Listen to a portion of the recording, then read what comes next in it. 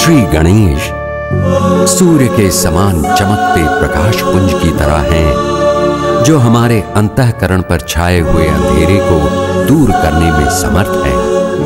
वे अनंत सूर्यों के समान प्रकाश देने में सक्षम हैं।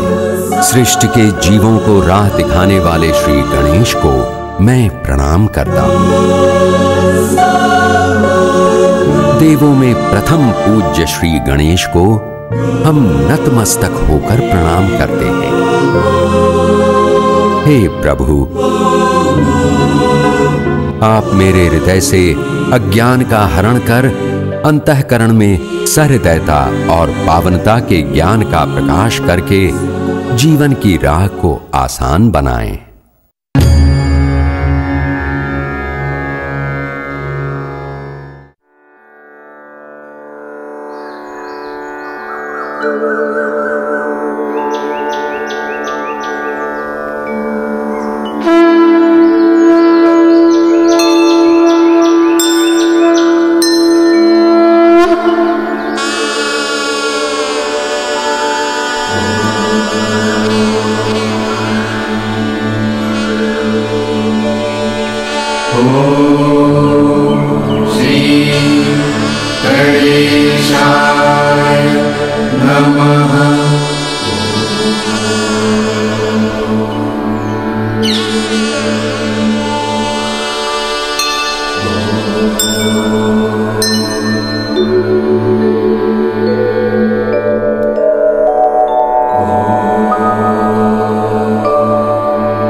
खर्वं स्थूलतनुं गजेन्द्रवदनं लम्बोदरं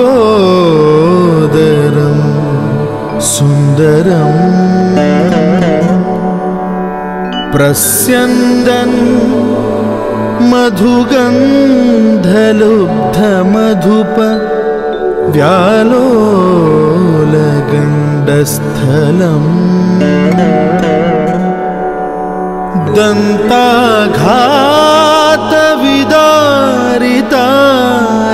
दन्ताघातविदारितारिरुधिरैः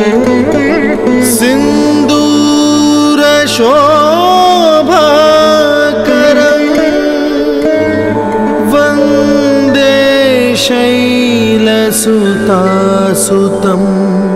गणपतिं सिद्धिप्रदं कामदं सिद्धिप्रदं कामदम्।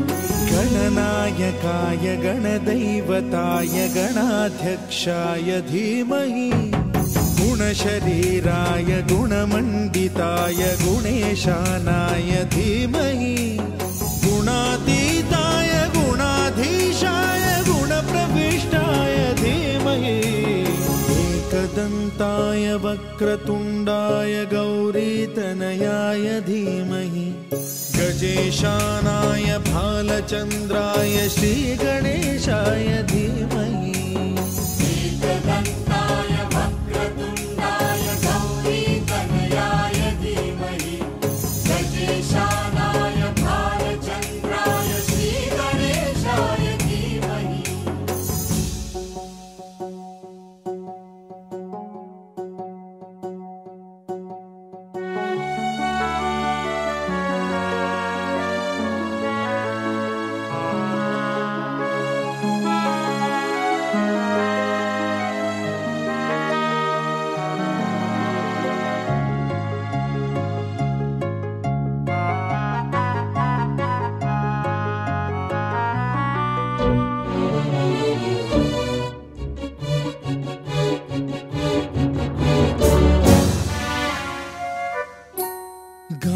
चतुराय गान प्राणाय गानान्तरात्मने गानोत्सुकाय गानमत्ताय गानोत्सुकमनसे गुरुपूजिताय गुरुदैवताय गुरुकुलस्थायिने गुरुविक्रमाय गुह्यप्रवराय गुरवे गुणगुरवे गुरुदैत्यकलक्षेत्रे गुरुधर्मसदाराध्याय गुरुपुत्रपरित्रात्रे गुरुपाखण्डखण्डकाय गीतसाराय गीततत्त्वाय गीतगोत्राय धीमहि गूढगुल्फाय गन्धमत्ताय गोजयप्रदाय धीमहि गुणातीताय गुणाधीशाय गुणप्रविष्टाय धीमहि एकदन्ताय वक्रतुण्डाय गौरीतनयाय धीमहि गजेशानाय भालचन्द्राय श्रीगणेशाय धीमहि एकदन्ताय वक्रतुण्डाय गौरीतनयाय धीमहि गजेशानाय भालचन्द्राय श्रीगणेशाय धीमहि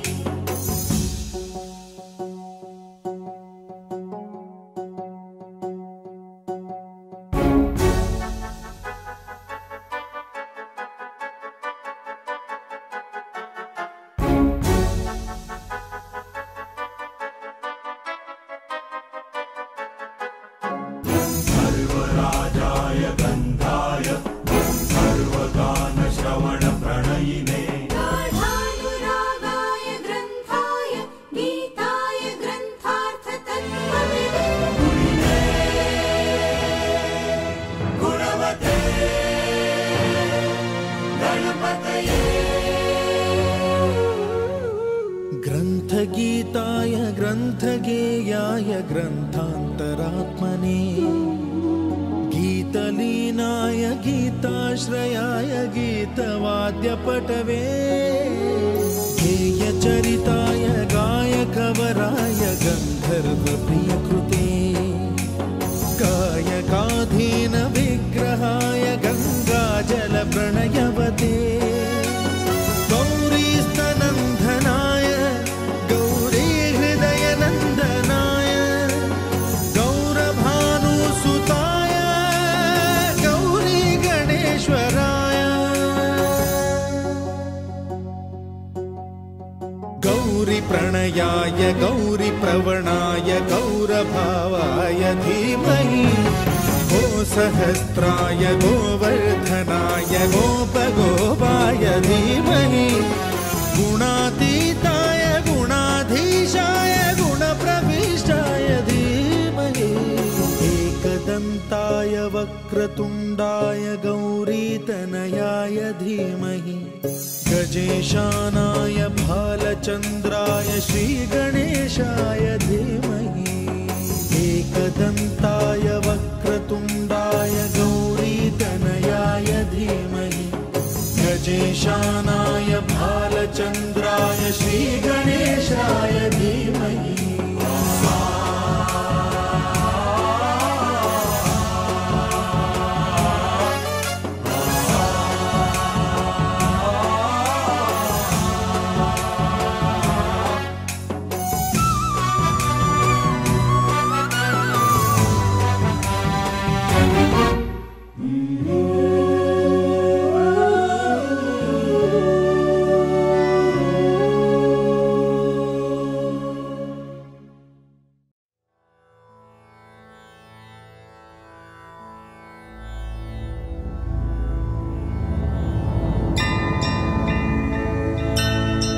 वक्रतुण्ड महाकाय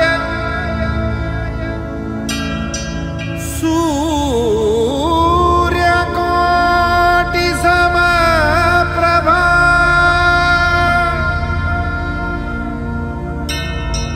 निर्विघ्नं कुरु मे देव सर्वकार्येषु सर्वदा।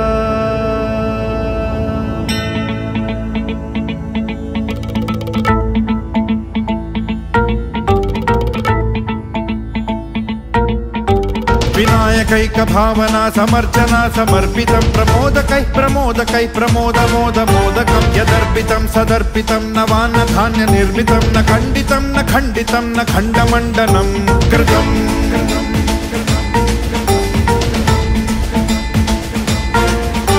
सजातिकृत विजातिकृत स्वनिष्ठभेदवर्जितं निरञ्जनं च निर्गुणं निराकृतिं ह्य निष्क्रियं सदात्मकं चिदात्मकं सुखात्मकं परं पदं भजामि तं गजाननं स्वमाययात विग्रहम्।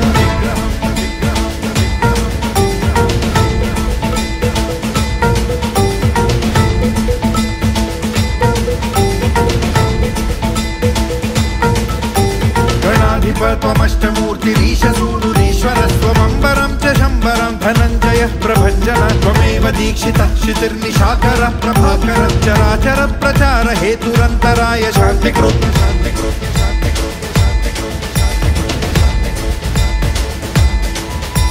अनेकदन्तमालनीलमेकदन्तसुन्दरं गजाननं नमो गजाननामृताभिचन्दिरं समस्तवेदवादसत्कलाकलापमन्दिरं महान्तराय कृत्तमूर्खमाश्रितोन्दुरूपरम्।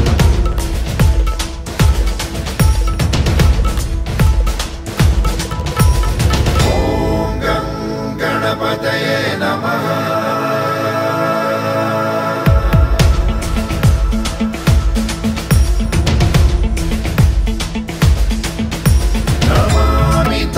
विनायकं नमामि तं विनायकम्।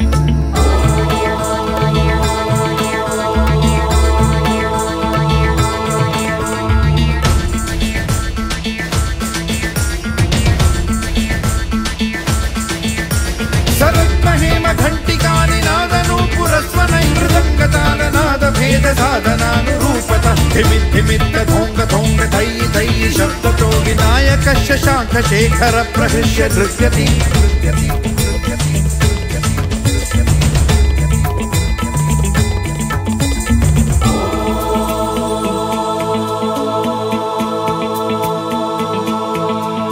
सदा नमामि नायकैकनायकं विनायकं कलाकलापकल्पनानिदानमादिपुरुषं गणेश्वरं गुणेश्वरं महेश्वरात्मसम्भवं स्वपादपद्मसेविनामपारवैभवप्रदम् भजे प्रचण्डतुन्दिलं सदन्दशूकभूषणं सनन्दनादिवन्दितं समस्तसिद्धसेवितं सुरासुरौघयो सदा जयप्रदं भयप्रदं समस्तविघ्नघातिनं स्वभक्तपक्षपातिनम्।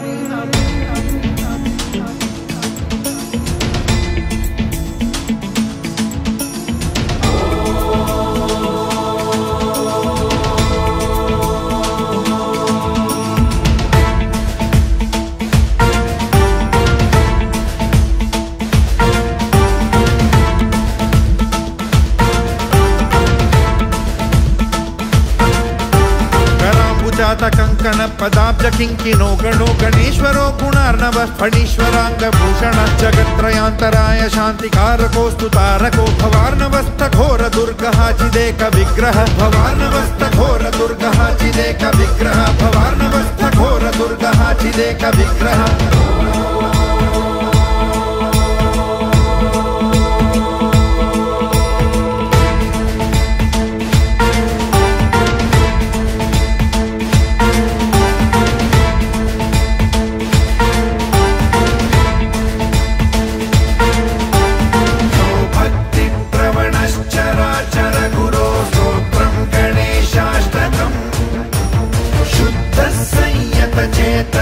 यदि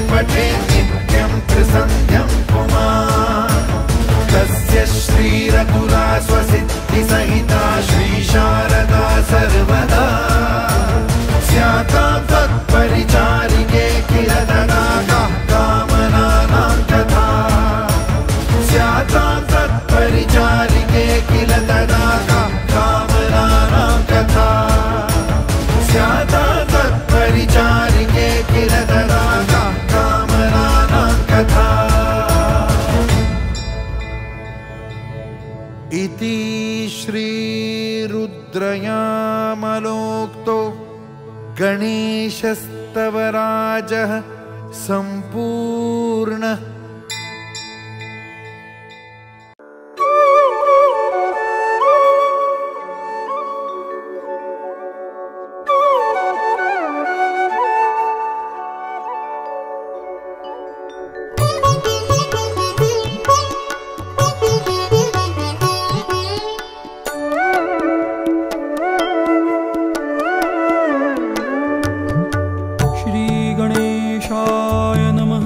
सर्वे ऊचुः यतोऽनन्तशक्तेरनन्ताश्च जीवा यतो निर्गुणादः प्रमेया गुणास्ते यतो भाति सर्वं त्रिधा भेदभिन्नम्।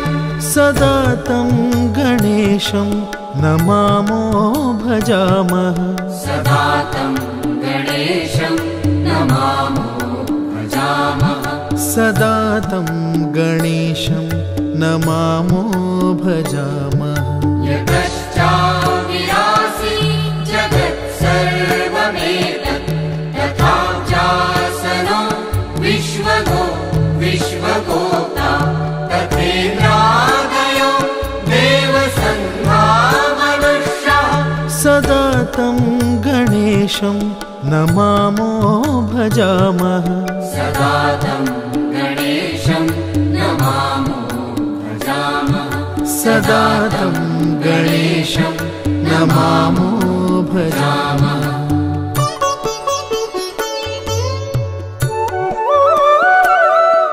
यतो वह्निभानो भवो ऊर्जलञ्च यतः सागराश्चन्द्रमा व्योमवायुः यतः स्थावरा जङ्गमा वृक्षसङ्घः।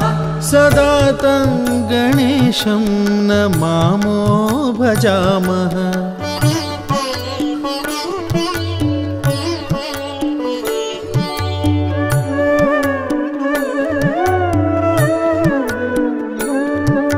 यतो दानवः किन्नरा यक्षसङ्घा यतश्चारणा वारणा श्वापदाश्च यतः पक्षिकीटा यतो वीरुधश्च।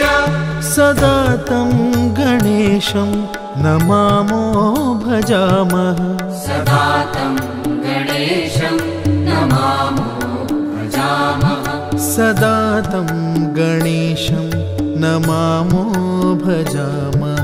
यतो बुद्धिरज्ञाननाशो मुमुक्षु यतः सम्पदो भक्तसन्तोषिता स्युः यतो विघ्ननाशो यतः कायसिद्धिः। सदा तं गणेशं नमामो भजामः। सदा तं गणेशं नमामो भजामः। सदा तं गणेशं नमामो भजामः।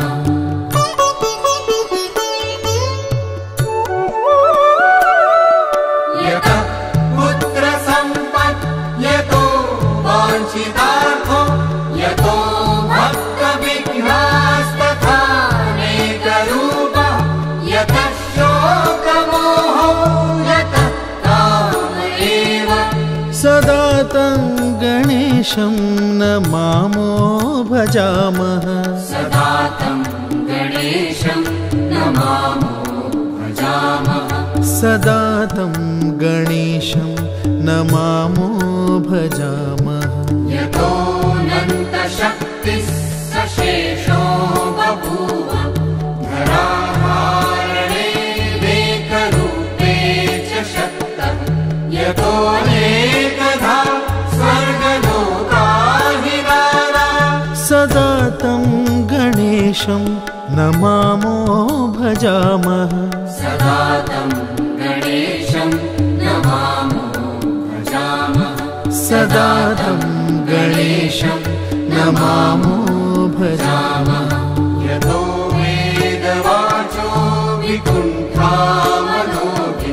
सदा नेति नेतीति यत्तो गृह्णन्ति परब्रह्मरूपं चिदानन्दभूतम् सदा तं गणेशं नमामो भजामः।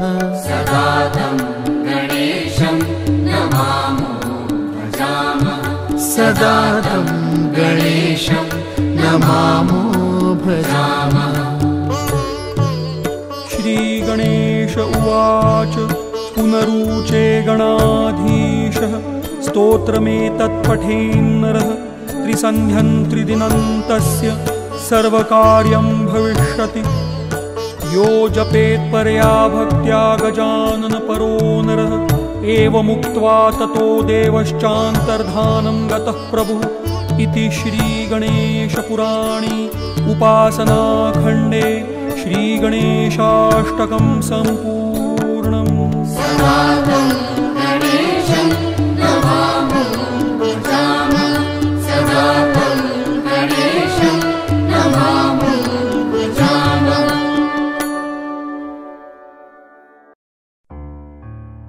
जय गणपति सद्गुण सदन करिवर बदन कृपा विघ्नहरण मंगलकरण जय जय गिरिजाला।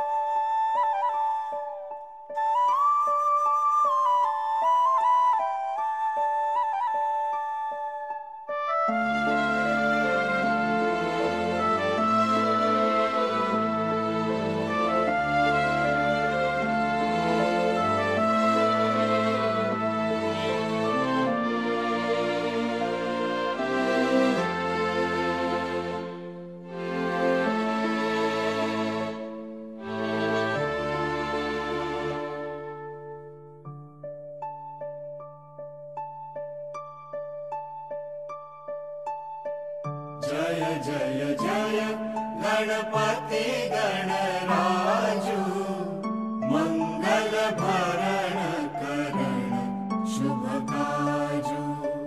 जय जय जय गणपति गणराजु मंगल भरण करण शुभ काजु।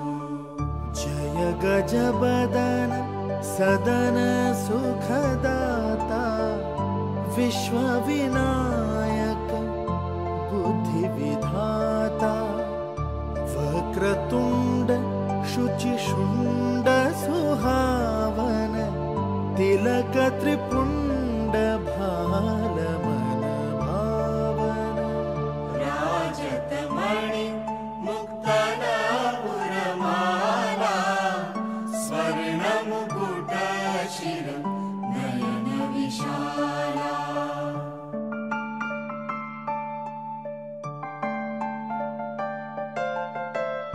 पुस्तक पाणि कुठार त्रिशूलम मोदक भोग सुगंधित फूलम सुंदर पीतांबर तन साजित चरण पादुका मुनि मन राजित धनि शिव सुवन षडासन भ्राता गौरी ललन विश्वविख्याता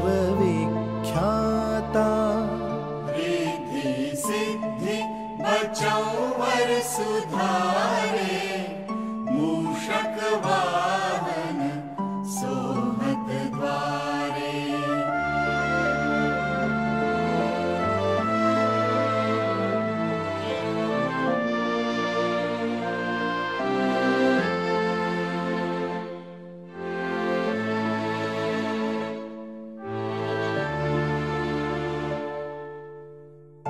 कहो जन्म शुभ कथा तुम्हारी, अधिशुचि पावन मंगलकारी।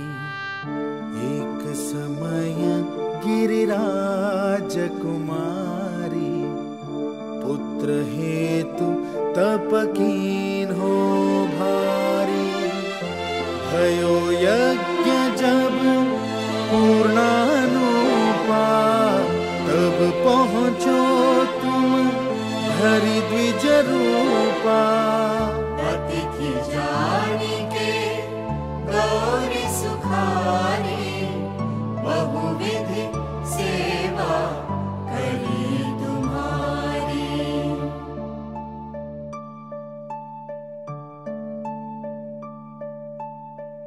अति प्रसन्न है तुम वर दीन्हा, मातु पुत्र हित जो तप कीन्हा। मिलहि पुत्र तुहि बुद्धि विशाला, बिना गर्भ धारण यही काला। गणनायक गुण ज्ञान निधाना, पूजित प्रथम रूप भगवाना। अस कहि अंतर ध्यान रूप है, पलना पर बालक स्वरूप है।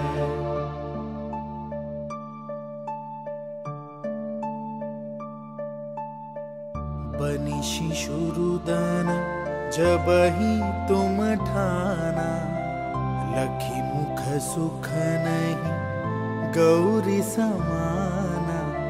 सकल मगन मुख मंगल गावही, नभते सुरन सुमन वर्षावही।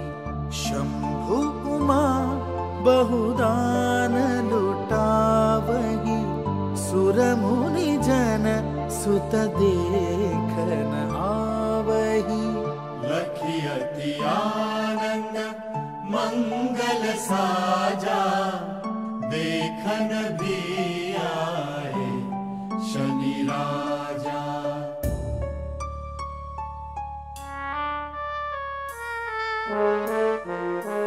निज अवगुण गुणी शनि मन माही, बालक देखन चाहत नाही। गिरिजा कछु मन भेद बढ़ायो, उत्सव मोरना शनि तुहि भायो।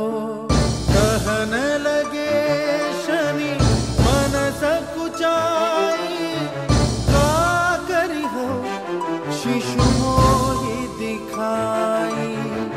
नहीं विश्वास उमाउर भयउ, शनि सो बालक देख न गयउ।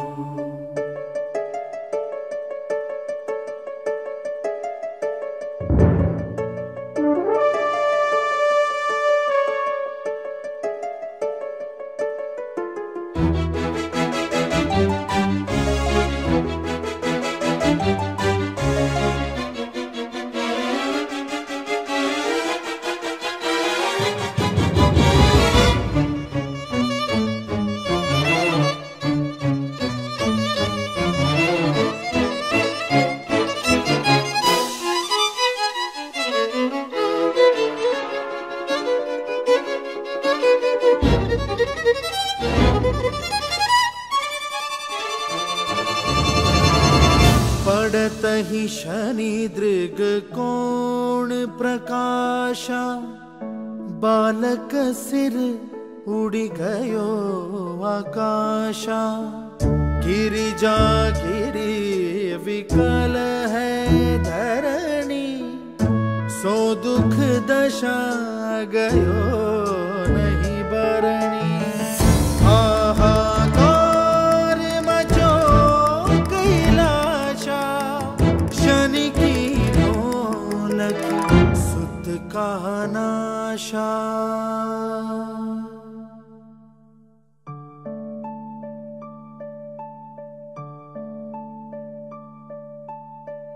तुरत गरुड़ चढ़े विष्णु सिधाए, काट चक्र सो गज शिर लाए, बालक के धड़ों पर धारया, प्राण मंत्र पढ़ी शंकर डारियो। नाम गणेश शंभु तब कीने, प्रथम पूज्य बुद्धि निधि वर दिन है।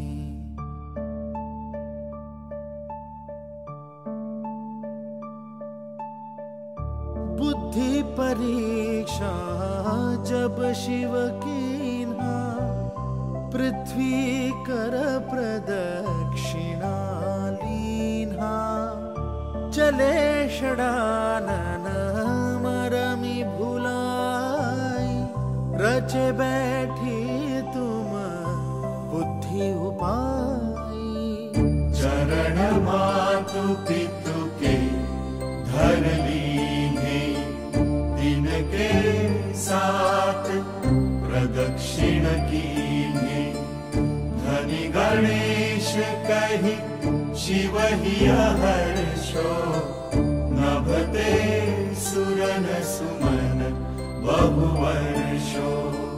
तुम्हारी महिमा बुद्धि बढ़ाई, शेष सहस मुख सके न गाई। मैं मतिहीना मलिन दुखारी, करहूँ कौन विधि विनय तुम्हारी। भजत राम सुंदर प्रभु दासा, लग प्रयाग ककरा दुर्वासा। अब प्रभु दया दीन पर कीजे, अपनी भक्ति शक्ति कछु दीजे।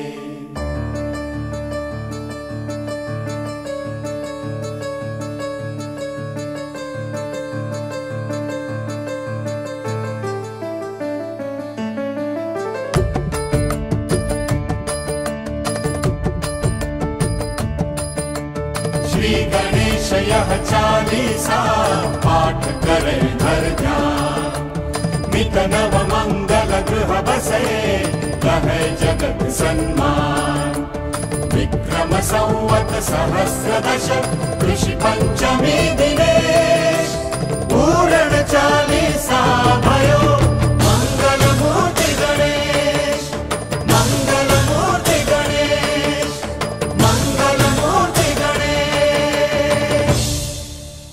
इति श्री गणेश चालीसा।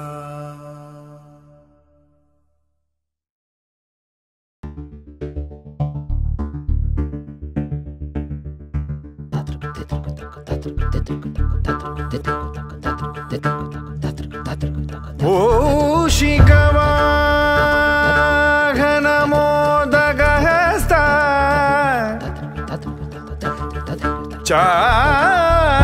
चामरकर्ण विलंबित सूत्रा।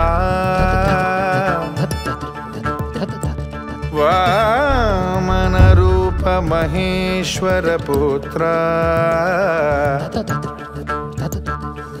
विघ्न विनायक पाद नमस्ते। विघ्न विनायक पाद नमस्ते। वातापि गणपतिं भजे हो, वातापि गणपतिं भजे हो, वातापि गणपतिं भजे हो, वातापि गणपतिं भजे हो, वातापि गणपतिं भजे हो, वातापि गणपतिं गणपतिं भजे हो वादाभि गणपतिं भजे हो वाराणस्यां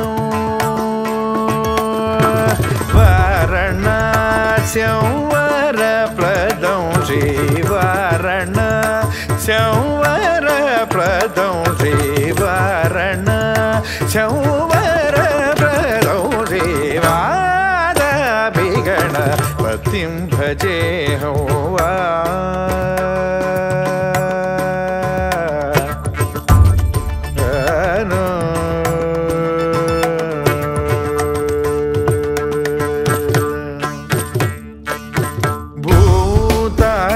संसेवित चरणौ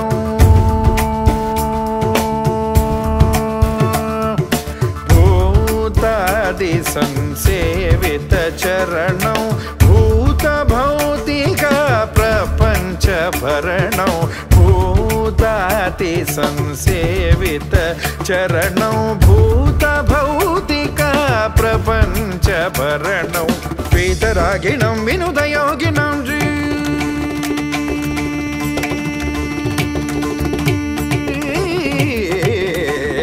रागिणं विरुद्धयोगिनं विश्वकारणं विघ्नवारणं वादाभि गणपतिं भजे हं वाराणस्यां वरप्रदं देवादाभि गणपतिं भजे गणपतिं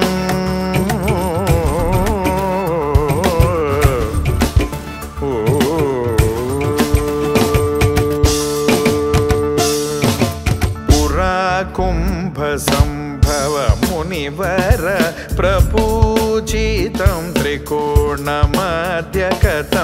मुरारी प्रमुखाद्युपासितं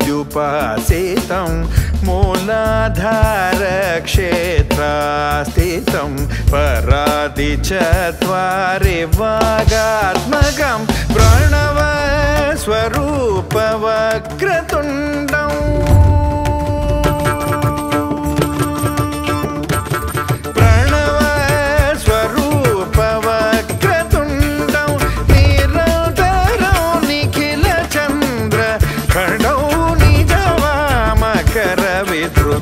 क्षुदण्डं कराम्बुजपाशबीजाम्बूरं श्री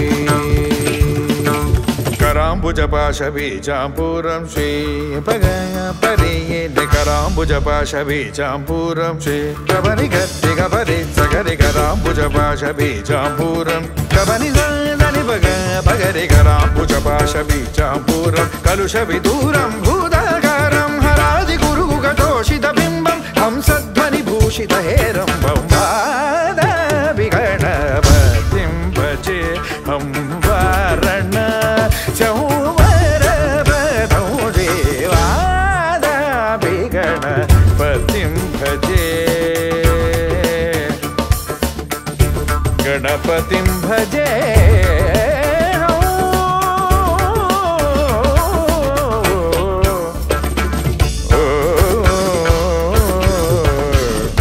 गणपति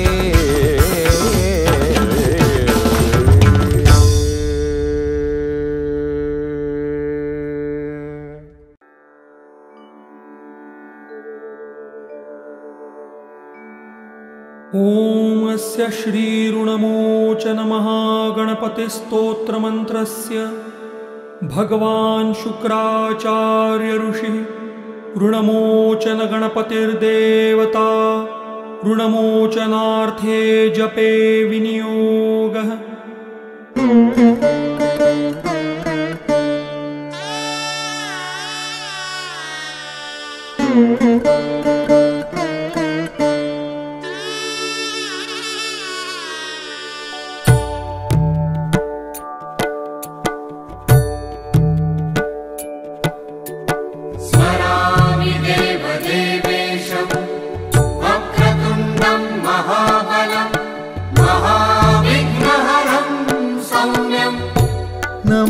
नमामि ऋणमुक्तये महागणपतिं देवं महासत्यं महाबलं महा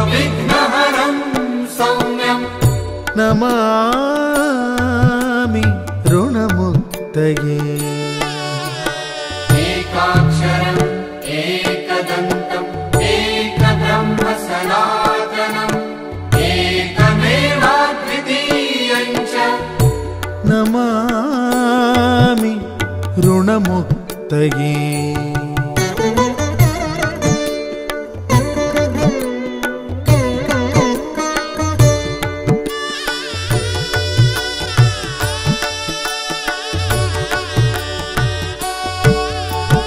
रक्ताम्बरम् रक्तवर्णम् रक्तगन्धानुलेपनम् रक्तपुष्पैः पूज्यमानम् नमामि ऋणमुक्तये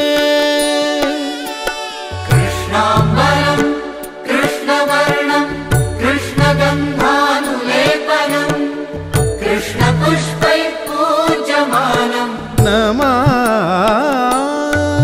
ऋणमुक्तये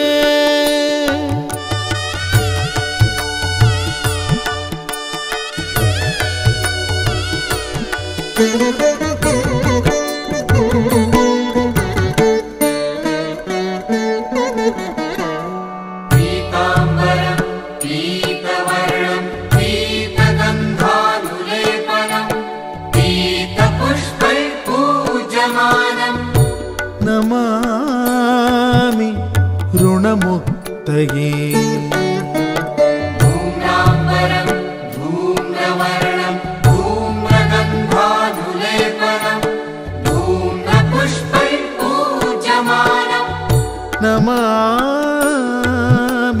ऋणमुक्तये सर्वाम्बरम् सर्ववर्णम् सर्वगन्धानुलेपनम् सर्वपुष्पैः पूज्यमानम् नमामि ऋणमुक्तये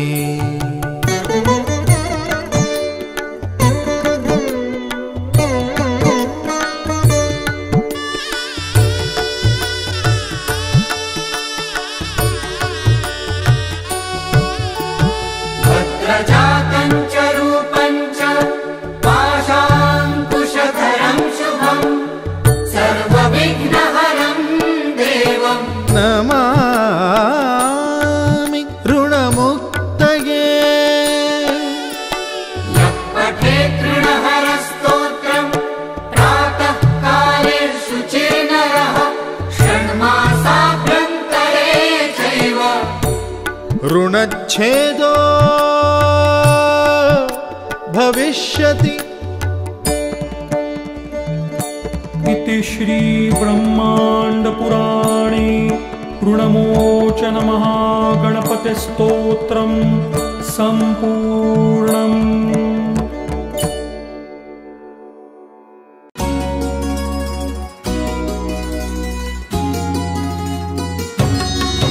ॐ गङ्गणपतये नमो नमः श्रीसिद्धिविनायक नमो नमः अष्टविनायक नमो नमः गणपति बप्पा मोरया गणपतये नमो नमः श्रीसिद्धिविनायक नमो नमः अष्टविनायक नमो नमः गणपति बप्पा मोरया ॐ गङ्गणपतये नमो नमः श्रीसिद्धिविनायक नमो नमः अष्टविनायक नमो नमः गणपति बप्पा मोरया गणपतये नमो नमः श्रीसिद्धिविनायक नमो नमः अष्टविनायक नमो नमः गणपति बप्पा मोरया ॐ गङ्गणपतये नमो नमः श्रीसिद्धिविनायक नमो नमः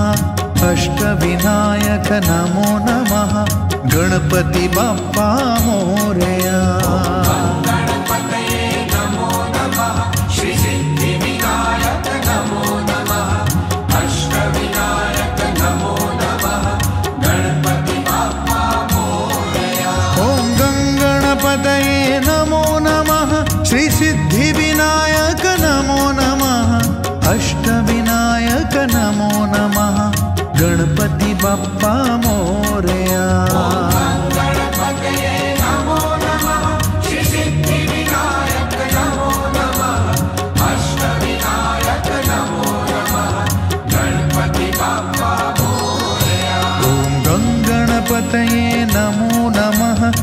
सिद्धिविनायक नमो नमः अष्टविनायक नमो नमः गणपति बप्पा मोरया गणपतये नमो नमः श्री सिद्धिविनायक नमो नमः अष्टविनायक नमो नमः गणपति बप्पा मोरया ॐ गणपतये नमो नमः श्री सिद्धिविनायक नमो नमः अष्टविनायक नमो नमः गणपति बप्पा मोरया गणपतये नमो नमः श्री सिद्धिविनायक नमो नमः अष्टविनायक नमो नमः गणपति बप्पा मोरया ॐ गणपतये नमो नमः श्री सिद्धिविनायक नमो नमः अष्टविनायक नमो नमः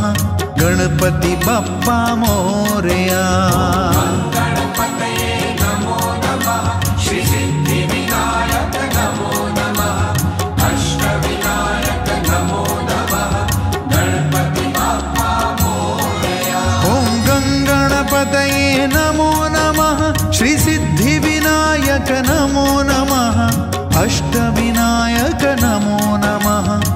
नमः गणपति बप्पा मोरया गणपतये नमो नमः श्री सिद्धिविनायक नमो नमः अष्टविनायक नमो नमः गणपति बप्पा मोरया ॐ गणपतये नमो नमः श्री सिद्धिविनायक नमो नमः अष्टविनायक नमो नमः गणपति बप्पा मोरया गणपतये नमो नमः श्री सिद्धिविनायक नमो नमः अष्टविनायक नमो नमः गणपति बप्पा मोरया ॐ गणपतये नमो नमः श्री सिद्धिविनायक नमो नमः अष्टविनायक नमो नमः गणपति बप्पा मोरया गणपतये नमो नमः श्री सिद्धिविनायक नमो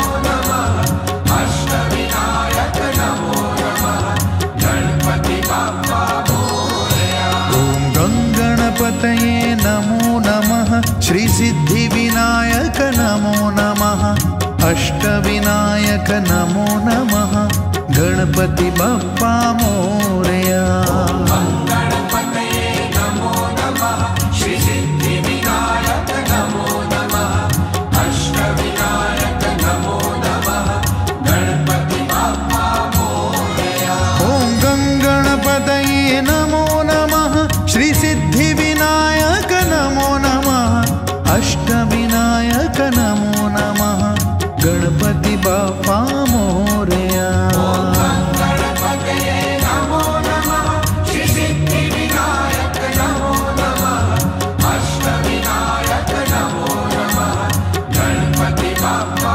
मोरया ॐ गणपतये नमो नमः श्री सिद्धिविनायक नमो नमः अष्टविनायक नमो नमः गणपति बप्पा मोरया गणपति बप्पा मोरया गणपति बप्पा मोरया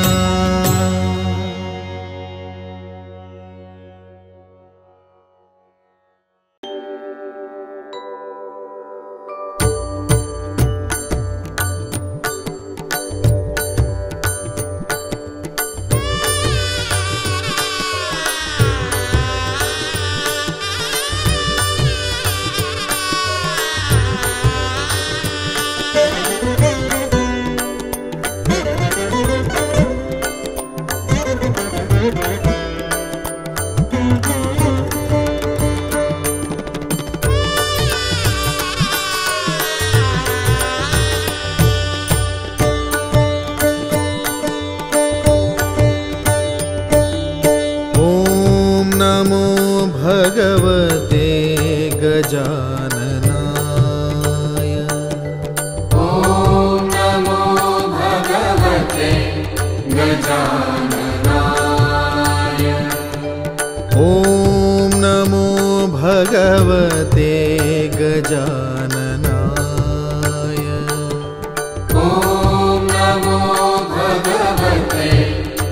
गजाननाय। ॐ नमो भगवते गजाननाय।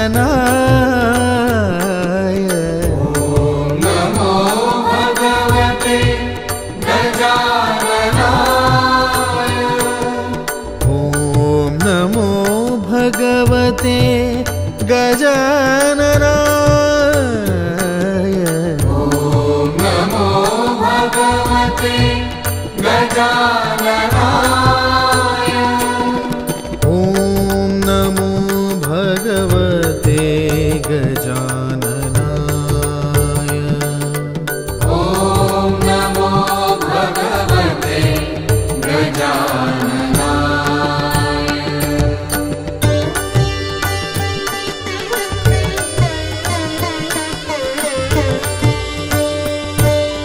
ॐ नमो भगवते गजाननाय।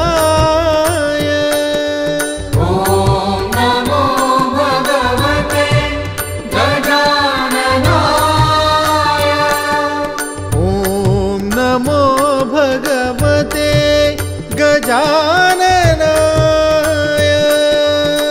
ॐ नमो भगवते गजाननाय। ॐ नमो भगवते गजाननाय। ॐ नमो भगवते गजाननाय। ॐ नमो भगवते गजाननाय। ॐ नमो भगवते गजाननाय। ॐ नमो भगवते गजाननाय। ॐ नमो भगवते गजाननाय। ॐ नमो भगवते गजाननाय। ॐ नमो भगवते गजाननाय। ॐ नमो भगवते गजाननाय। ॐ नमो भगवते गजाननाय। ॐ नमो भगवते गजाननाय। ॐ नमो भगवते गजाननाय।